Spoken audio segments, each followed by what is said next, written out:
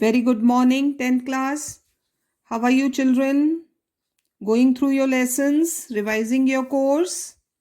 Keep studying, children. This is the time to study and only study. Board exams kabhi bhi ho jayenge. So you need to be prepared, okay? Today we will start a new lesson in geography, that is Lifelines of National Economy. This is the last lesson from our geography textbook, Lifelines of National Economy, or we can say the tertiary sector. Transport and communication के बारे में यहाँ समझेंगे हम. So let's begin. We use different materials and services in our daily life. See, we have read about primary sector और last हमने खत्म किया था manufacturing industries. That is secondary sector. So now about taking these goods from one place to another. We use different materials and services in our daily life. Some of these are available in our immediate surroundings. कुछ चीज़ें तो हमारे आसपास ही हमें available होती हैं, while other requirements are met by bringing things from other places. And it happens that many things are to be brought from far off places, जो हमारे आसपास नहीं मिलती. Goods and services do not move from supply locales to demand locales on their own. अपने आप है ना, non-living things है, they don't move by themselves. The movement of these goods and services from their supply locations to demand locations necessitates the need for transport. इसलिए चाहिए transport to take things from one place to another. जहां supply जहां हो रही है वहां से जहां उस गुड्स की डिमांड है. Some people are engaged in facilitating these movements, and these are known as traders who make the products come to the consumers by transportations.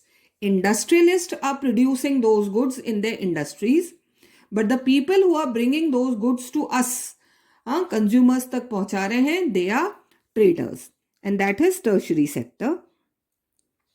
Thus, the pace of development of a country, कितनी तेजी से country का development होगा, it depends upon the production of goods and services, वो तो है ही, as well as the movement over space.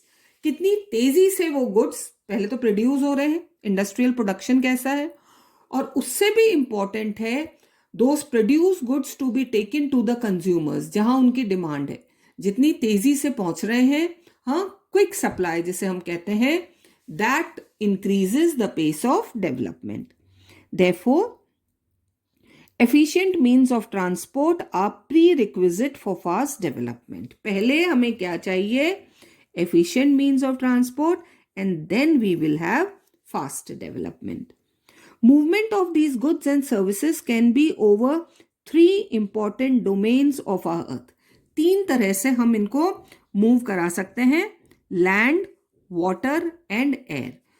On land, through water and air. These are the three domains. Based on these, transport can also be classified into land transport, water transport and air transport. तो तीन तरह से ये हमारी needs पूरी हो रही हैं. Through these three ways, we can take goods from one place to another. For a long time, trade and transport were restricted to a limited space, है ना. हंड्रेड्स ऑफ इयर्स जब मीन्स ऑफ ट्रांसपोर्ट इतने develop नहीं थे, हाँ, वो bullock carts होती थी या हॉर्सेस होते थे या एलिफेंट से कैमल कार्ट्स होते थे, तो it was limited space. Boat से जाते थे, वो सेल से चलती थी, तो मूवमेंट वाज रेस्ट्रिक्टेड, बहुत ज्यादा डिस्टेंस कवर नहीं होता था. But with the development of science and technology, the area of influence of trade and transport expanded far and wide. But as we had fast means of transport available to us, अब धीरे धीरे area wide होता जा रहा है, from one corner of the earth to another. Today the world has been converted into a large village with the help of efficient and fast moving transport. In a day you can reach from one corner to another. Transport has also able to achieve this with the help of equally developed communication system. दोनों, हाँ, they are two sides of a coin. जितनी तेजी से transport develop हुआ है, उतनी ही fast growth हुई है कम्युनिकेशन सिस्टम की. And you all understand for trade and business communication कितना इंपॉर्टेंट है. Therefore, transport and communication and trade, they are complementary to each other. Trade is possible with fast means of transport and communication. क्या खरीदना है, बेचना है, ये communicate होगा तभी तो गुड्स जाएंगे. तो तीनों आपस में जुड़े हुए हैं. Today, India is well linked with the rest of the world despite its vast size. हाँ, पूरा बहुत अच्छे से हमारी कनेक्टिविटी है world over. Diversity and linguistic and socio cultural plurality, बहुत डाइवर्जन्स है इंडिया में, डिफरेंसेस हैं, but we are well connected internally also and externally also. Railways, airways, waterways, newspapers, radio, television, cinema, internet, etc. have been contributing. They are different means of transport and communication to its socio-economic progress in many ways. In सब means और modes के through we are developing. The trades from local to international level have added to the vitality of its economy. We are not only doing local trade, interstate, national trade as well as international trade. So with fast means of communication, modes of transport, हमारा trade पूरी दुनिया से हो रहा है. It has enriched our life, है ना, developed life. बहुत अच्छी, हमने ग्लोबलाइजेशन लेसन में पढ़ा था how consumers are benefited, right.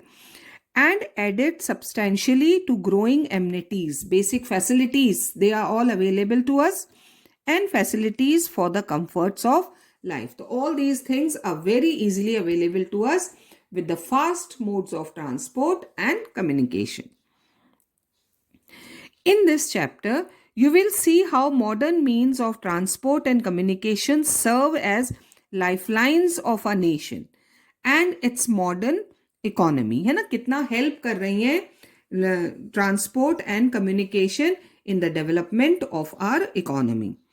It is thus evident that a dense and efficient network of transport and communication is a prerequisite for local, national and global trade of today. Very important to have local, national, ये सब development के लिए बहुत ज़रूरी है trade, और उसके लिए चाहिए हमें best means of transport and communication. तो in this chapter we will read about those various modes of transport and various means of communication. So now one by one we will read about the various modes of transport that are available in India. और सबसे common, सबसे पुराना mode क्या है? Roadways. Of course सबसे पहले हमने land पर ही चलना शुरू किया. रोडवेज से मतलब वो राजस्थान रोडवेज नहीं है, going through road, road travel को कहते हैं roadways. India has one of the largest road networks in the world, aggregating to about 54.7 lakh kilometers. और ये तो 14-15 का डेटा है. It must have increased by now.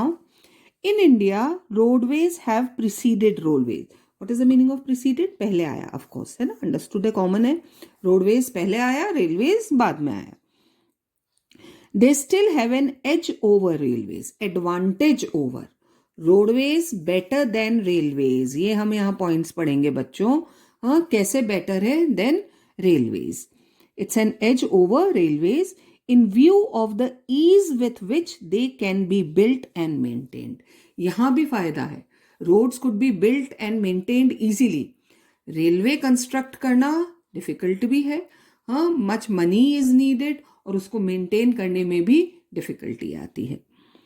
The growing importance of road transport vis-a-vis rail transport is rooted in the following reasons. So here are the points why roadways is better than railways. Advantage of roadways over railways. One by one. बहुत अच्छे से answer है, देखो points में दिया हुआ है. First, construction cost of roads is much lower than that of railway lines. Railway line lay करना कॉस्टली होता है in comparison to the construction of roads. Second, roads can traverse comparatively more dissected and undulating topography. Any type of land, hills हैं, mountains है, उबड़ खाबड़ जमीन है, किसी भी तरह का लैंड हो, उस पर रोड्स कंस्ट्रक्ट की जा सकती हैं easily, but not railways. Third, roads can negotiate higher gradients of slopes and as such can traverse mountains such as the Himalayas. है ना, कितनी भी खड़ी चढ़ाई जिसे हम कहते हैं, सीधा चढ़ना, और कितनी भी हाइट हो, कितना भी स्लोप हो, कैसा भी, उस पर रोड कंस्ट्रक्ट इजीली हो सकती है. लेकिन अगर स्ट्रेट माउंटेन या हिल है तो laying of railway line is very difficult, है ना. और एक हाइट के बाद जाकर तो देखोगे, specially Himalayas, if you go, एक पर्टिकुलर लेवल, एक एल्टीट्यूड के बाद रेलवे लाइंस नहीं है, then you have to move by road.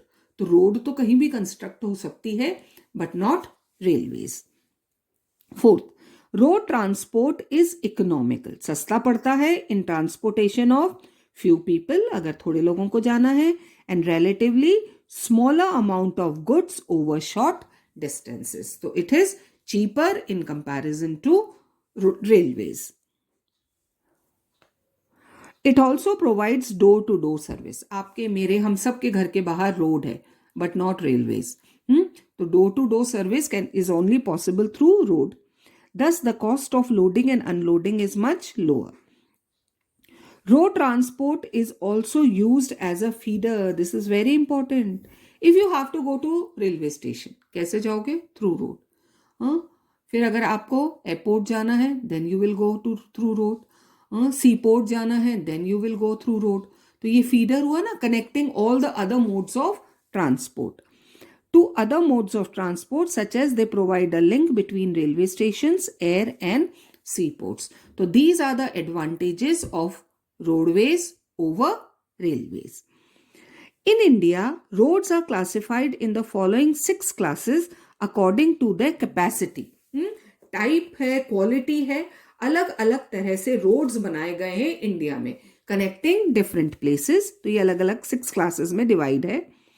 See the map of national highways. उधर देखना, ये आपका मैप वर्क आ सकता है हाईवेज मार्क करने के लिए. So just read that map nicely.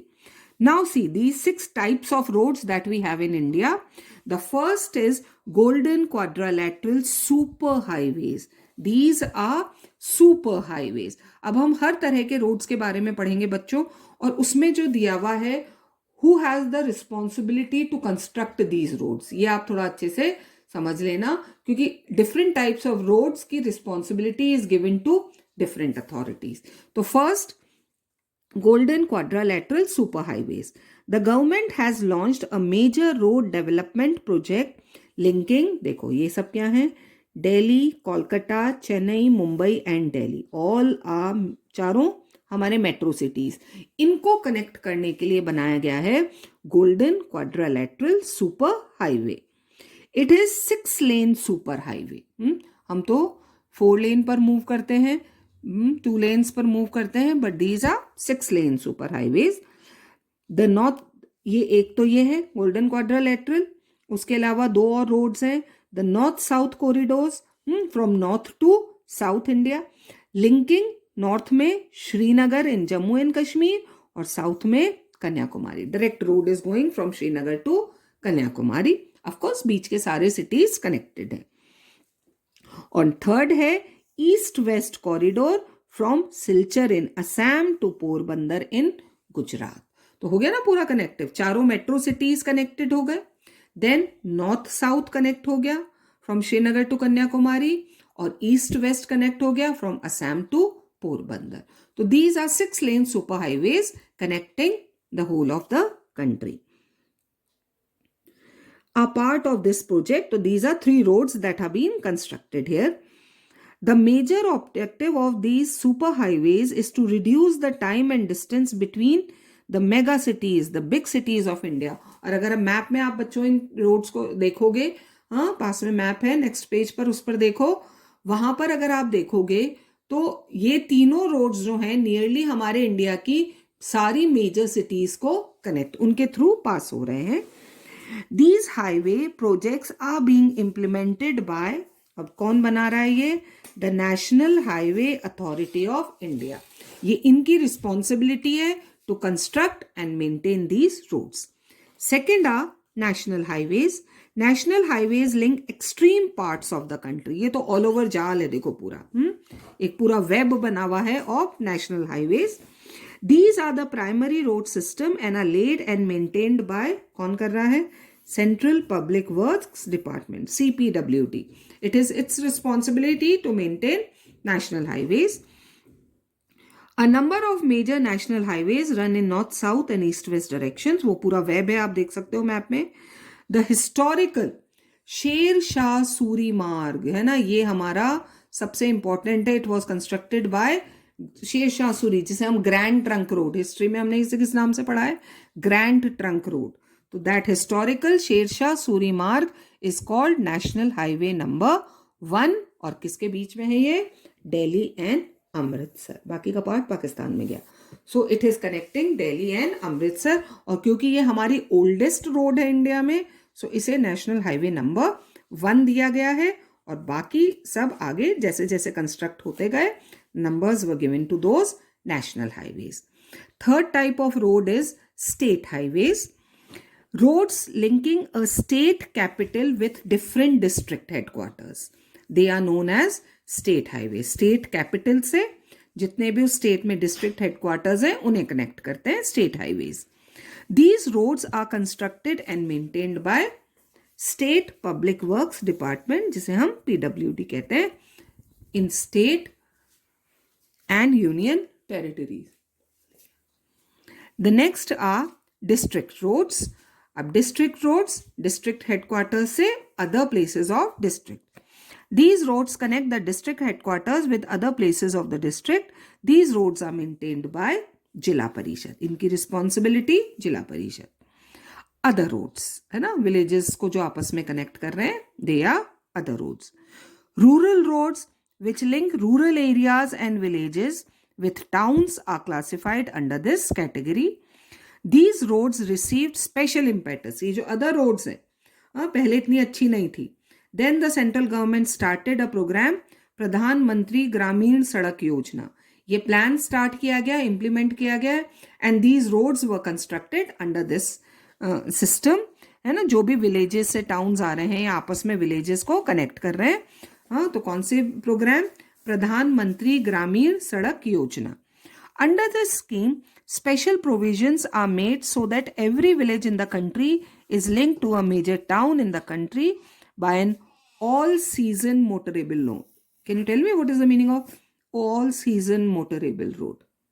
Her season में चलने वाली रोड नहीं चलती है, लेकिन व्हीकल्स जिस पर चल सके, स्पेशली ड्यूरिंग रेनी सीजन, तो वो पक्की सड़कें इस प्लानिंग के थ्रू बनाई गई हैं, connecting villages and towns.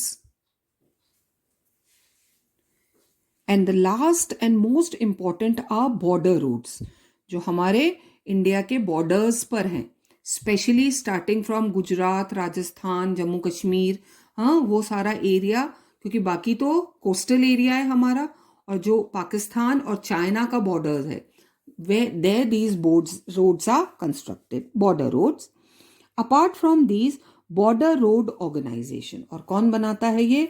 Border roads organisation. ये तो एक अलग से ही गवर्नमेंट ऑफ इंडिया का ऑर्गेनाइजेशन है, whose responsibility is to construct and maintain these border roads. Undertaking construct and maintenance roads in the bordering areas of the country. This organisation, underline कर लो, was established in 1960 for the development of the roads of strategic importance, है ना, military point of view से, हमारे India की safety point of view से ये roads बहुत इंपॉर्टेंट है, because most of our army वो इस पर मूव करती है, army trucks taking weapons from one place to another.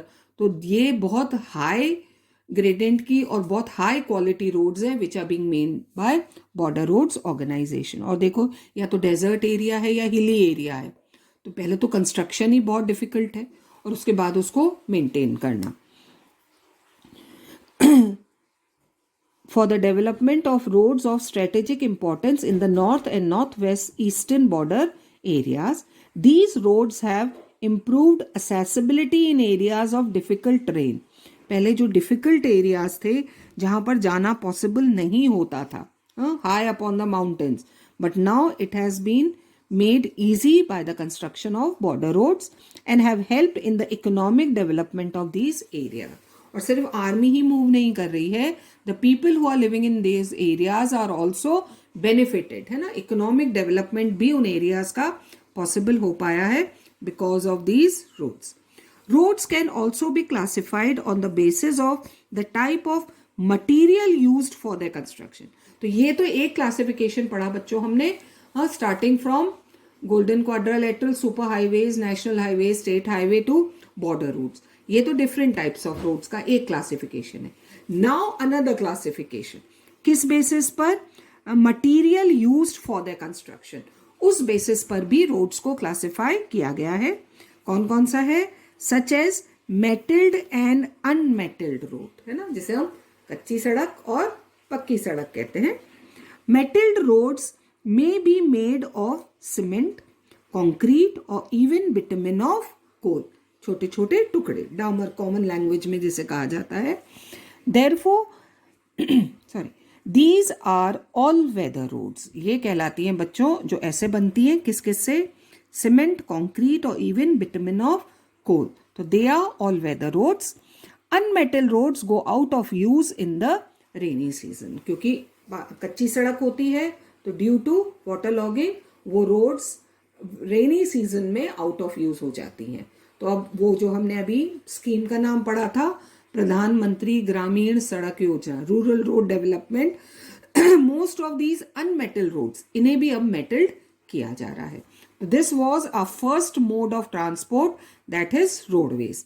New books में नहीं है, लेकिन some of you must be having old books. उसमें एक पैराग्राफ दिया हुआ है रोड डेंसिटी, हाँ, उसे काट दो, वो हम नहीं पढ़ेंगे, वो न्यू बुक से ओमिट हो गया है. So next mode of transport that we are going to start will be railways, and that this we will start in our next class. Till then, keep reading and learning.